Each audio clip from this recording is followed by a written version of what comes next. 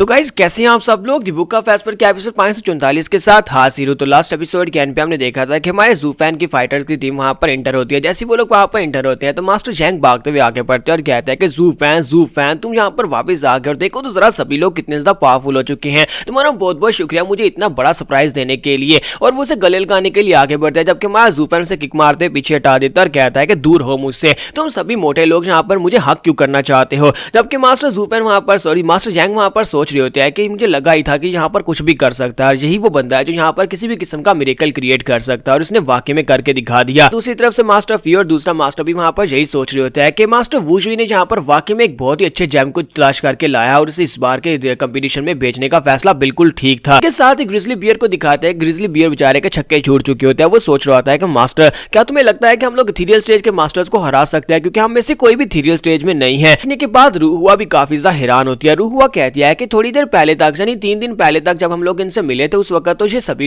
लोग यहाँ पर बहुत ज्यादा स्टिफ थे, ज़ोंबीज की तरह थे और इनकी कल्टीवेशन लेवल 0 थी। लेकिन अब यहाँ पर देखो ये सारे के सारे इथेरियल स्टेज और रेडियंट स्टेज की पीक पर कैसे पहुंचे हुए हैं। ये तो बड़ी हैरान करने वाली बात है। तो सिस्टर चूचू से कहती है कि तुम यहाँ पर इसको देखकर हैरान हो रही हो, वो बंदा जू फैन कुछ भी कर सकता है, वो यहाँ पर किसी भी किस्म के मिरेकल्स क्रिएट कर सकता है। यही तो उसकी खासियत है कि वो हमेशा हर किसी को सरप्राइज कर देता है। मैंने तुम्हें पहले ही कहा था कि मैं यहाँ पर शुरुआत से उन्हें दोस्त नहीं बल्कि दुश्मन समझना चाहिए। तो रूहुआ उसे कहती है कि किंग चैंग तुम इतनी ज्यादा शांत कैसे रह सकते हो जबकि तुम्हारे सामने जहाँ पर इथेरियल स्टेज के मास्टर्स है। क्या तुम्हें लगता है कि हम लोग इथेरियल स्टेज के मास्टर्स को फाइट में हरा पाएंगे। और इसी के साथ उसे कहते हैं कि जरा मुझे एक बात तो बताओ कि तुम्हें क्या लगता है कि इन सभी के सभी लोगों को जहाँ पर जू फैन ने चेंज किया है, लेकिन जू फैन ऐसा कैसे कर सकता है कि वो इतने कम समय में जहाँ पर इतने सारे लोगों को इथेरियल स्टेज में कैसे पहुंचा सकता है। तो हमारी सिस्टर चूचू से कहते हैं कि मुझे इस बारे में नहीं पता कि उसने ये सब कुछ कैसे किया है, लेकिन मुझे इतना पता है कि वो कुछ भी कर सकता है, उसके लिए कुछ भी इम्पॉसिबल नहीं है। और हमारा जू फैन जो होता है वहां पर अपने साथियों में खड़ा होता है। इसी के साथ ही वो उसकी तरफ देखता है, हल्का सा मुस्कुराता है, जबकि सिस्टर चूचू भी उसकी तरफ देखती है और हल्का सा मुस्कुरा देती है।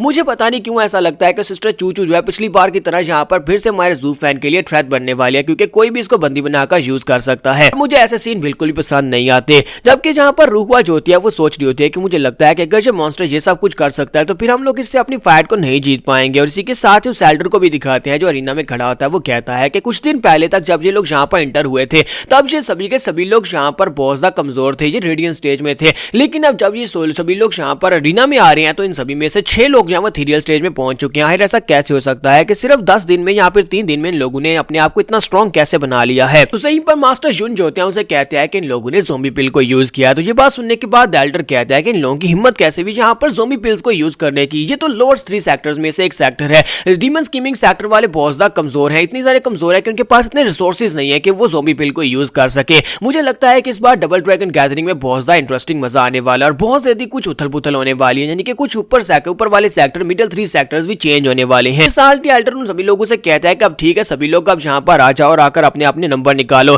तुम सभी लोगों को यहाँ पर अपने नंबर्स निकालने होंगे और नंबर्स के मुताबिक तुम्हें फाइट करनी होगी। सबसे पहले यहाँ पर बीस्ट टेमिंग सेक्टर और दूसरी तरफ से डीमन स्कीमिंग सेक्टर के लोग यहाँ पर आ जाओ। 10-10 कंटेस्टेंट को यहाँ पर लेकर आओ ताकि वो अपने लिए नंबर निकाल सके। जैसे वो बीस्ट टेमिंग सेक्टर की तरफ देखते हैं तो ग्रिजली बियर बेचारा बहुत ज्यादा घबरा रहा था और वहां पर अपने मास्टर से कह रहा था मास्टर ये तो चीटिंग है ना। मास्टर 3 दिन पहले तक तो ये सभी लोग बहुत ज्यादा कमजोर थे ना, तो मैं इनके सामने बहुत ज्यादा एरोगेंटली बात कर रहा था, मैंने इनको बहुत ज्यादा गुस्सा दिला दिया था। लेकिन मास्टर आप बताओ ना कि यहाँ पर इन लोगों ने क्या किया है। मास्टर इन लोगों ने यहाँ पर कोई ना कोई चीट ट्रिक को यूज किया है। तो मास्टर चिल्लाकर उसे कहता है कि अपनी बकवास बंद करो, यहाँ पर पहले ही भीगी बिल्ली क्यों बन रहे हो। तुम्हें यहाँ पर पता है ना कि तुम सभी को फाइट करनी होगी, 10 लोगों को 10 लोगों से फाइट करनी है और सारे के सारे पॉइंट्स जो है वो यहाँ पर काउंट होने वाले हैं। तुम्हारी परफॉर्मेंस के ऊपर डिपेंड करेगा कि हमारे सेक्टर को यहाँ पर कौन सा रैंक मिलने वाला है। इसलिए अपनी बकवास बंद करो, यहाँ पर कोई भी मैच को फॉरफिट करने के बारे में नहीं सोचेगा। तो ग्रिजली बियर उसे कहता है लेकिन मास्टर यहाँ पर क्या तुम्हें लगता है कि हम लोग फाइट कर सकते हैं, क्या तुम्हें लगता है कि हम लोग फाइट करके जीत भी पाएंगे। तो उसका मास्टर उसे कहता है कि जरा गौर से देखो, तुम यहाँ पर ये सोच रहे हो कि उनके पास 6 इथेरियल स्टेज के मास्टर है, लेकिन तुम ये नहीं सोच रहे कि उनके पास 4 जो है वो रेडियंट स्टेज के एक्सपर्ट्स भी हैं।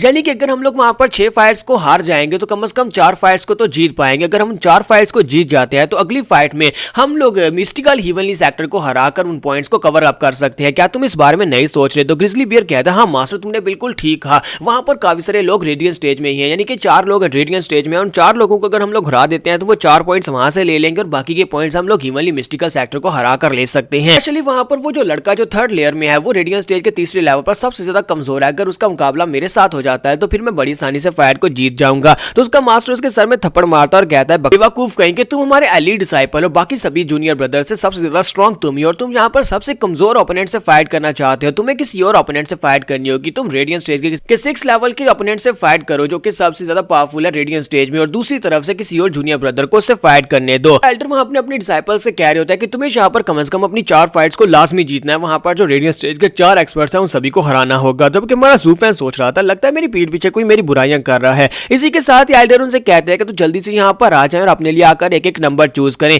यहाँ पर दोनों साइड के ऊपर नंबर्स पड़े हुए हैं, यहाँ पर 10 तक गिनती लिखी हुई है इन स्टिक्स के ऊपर। तुम में से जो भी स्टिक निकालेगा दूसरी तरफ से जिसकी जो नंबर सेम होगा वो आपस में फाइट करने वाले हैं। तो इसी के साथ ही वो लोग वहां पर जाकर नंबर निकालना स्टार्ट करते हैं। तुम्हारा ज़ू फैन स्टिक निकालता है तो उसके ऊपर नंबर 10 लिखा होता है। तो ये देखकर जानवो कहता है कि नंबर 10 वाला बंदा तो बहुत ज्यादा अनलकी है जिसका सामना इस मॉन्स्टर के साथ होने वाला है। तो उसके साथ उसकी सिस्टर यूमी खड़ी होती है। तो सिस्टर यूमी उसे कहती है कि सीनियर ब्रदर जानवो तुम तो यहाँ पर हमारे एलीट ब्रदर्स की फाइट देखने के लिए भी नहीं आया करते, यहाँ तक कि तुम मिडिल 3 सेक्टर्स की फाइट देखने के लिए भी नहीं आते क्योंकि वो बहुत ज्यादा बोरिंग होती हैं, और आज तुम यहाँ पर लोअर 3 सेक्टर्स की फाइट देखने के लिए आ गए हो, क्या यहाँ पर कोई बहुत ज्यादा इंटरेस्टिंग है। तो इसी के साथ ही उसे कहता है कि यूमी तुम यहाँ पर क्या कर रही हो, मुझे तो लगा कि तुम एल्डर्स के साथ वापस चली गई हो। मैं यहाँ पर लोअर 3 सेक्टर्स की फाइट देखने के लिए आया क्योंकि यहाँ पर कोई ऐसा है जिसको मैं यहाँ पर ऑब्जर्व करना चाहता हूँ, मैं किसी को यहाँ पर देखने के लिए आया हूँ कि वो किस तरह से फाइट करने वाला है। और साथ ही वो अंदर से बहुत ज्यादा गुस्सा आ रहा है और कहता है कि मैं यहाँ पर उस बंदे को नहीं छोड़ूंगा। और इसी के साथ ही दिखाता है कि यूमी उसके एक्सप्रेशंस को देखकर महसूस कर पा रही होती है। यूमी कहती है कि लगता है कि यहाँ पर मिडिल 3 सेक्टर्स की बजाय लोअर 3 सेक्टर्स में भी कोई इतना पावरफुल है जिसको यहाँ पर ब्रदर जानवो सीरियसली ले रहा है। वाकई में यहाँ पर कोई ऐसा हो सकता है। जब वो वहां पर देखती है कि वो किसकी तरफ घूर कर देख रहा है तो वो कहती है कि वहां पर तो एक रेडियंट स्टेज के 3rd लेवल का बंदा है जिसको ये घूर घूर कर देख रहा है। तो यूमी कहती है कि सीनियर ब्रदर जानवो तुम वहां पर उस लड़के की तरफ क्यों देख रहे हो जिसके पास रेडियंट स्टेज की 3rd लेयर है, यानी कि वो सबसे ज्यादा कमजोर है। तो ब्रदर जानवो से कहता है कि वो बंदा वो झूठा है, वो यहाँ पर रेडियंट स्टेज के 3rd लेवल पर तो है लेकिन वो सिर्फ और सिर्फ एक मखौटा है, लेकिन अंदर से वो बहुत ज्यादा पावरफुल एक मॉन्स्टर है।